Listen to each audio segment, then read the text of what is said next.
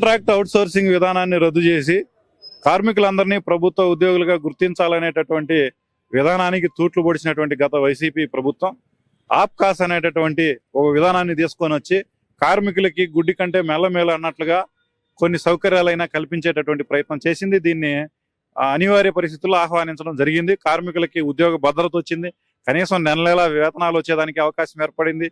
ఎక్కడ పడితే అక్కడ ఇష్టారాజ్యంగా తీసేయడం అనేటటువంటిది లేకుండా కార్మికులకి కొన్ని సౌకర్యాలు కల్పించబడడం ద్వారా పట్టణాలు శుభ్రంగా ఉండడానికి అవకాశం ఏర్పడింది.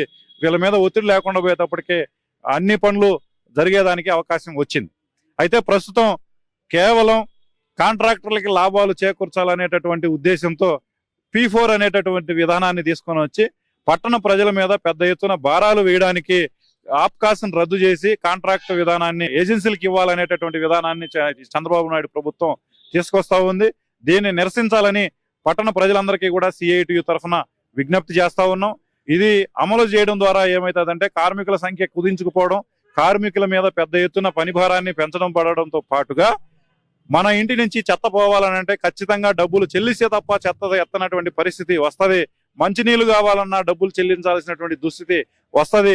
అట్లా డబ్బులు ఇవ్వలేని పక్షంలో ఖచ్చితంగా ప్రజా సౌకర్యాలు ఏవి అందకుండా పోయేటటువంటి ప్రమాదం ఏర్పడబోతా ఉంది. అదే ఈ P4 మోడల్ అని చెప్పి చంద్రబాబు నాయుడు చెప్తున్నాడు. ప్రజల భాగస్వామ్యంతోనే అభివృద్ధి ఉంటది, మీ భాగస్వామ్యం లేకపోతే లేదనేటటువంటి పద్ధతుల్లో వ్యవహరిస్తున్నారు. కాబట్టి ప్రజలారా ఆలోచించండి. కార్మికులు చేస్తున్నటువంటి పోరాటానికి మద్దతుగా నిలబండి. కార్మికులందరినీ కూడా ఈ పట్టణ విస్తరణకు అనుగుణంగా కార్మికుల సంఖ్యను పెంచడం, అదేవిధంగా కార్మికుల్ని ప్రభుత్వ ఉద్యోగులుగా గుర్తించడం, కనీస వేతనాలు 26,000 రూపాయలు అమలు చేయడం అనేటటువంటిది ప్రభుత్వం అమలు చేయాలి. దానికోసం ప్రజలు మద్దతు ఇవ్వాలి. లేని పక్షంలో కనీసం ఈ ప్రభుత్వానికి ఏమాత్రం చిత్తశుద్ధి ఉన్నా ఆప్కాస్ లోనే కొనసాగించేటట్టుగా చర్యలు తీసుకోవాలి. ఈ ESI, PF లాంటి సమస్యలు పరిష్కరించాలని చెప్పి మేము CITUగా డిమాండ్ చేస్తున్నాం.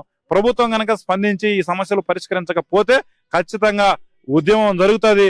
ప్రజలందరినీ కూడా కూడగట్టి ఉద్యమం పెద్ద ఎత్తున చేస్తాము. ఈ ప్రభుత్వానికి తగిన బుద్ధి చెప్తామని చెప్పి హెచ్చరిస్తా ఉన్నాం.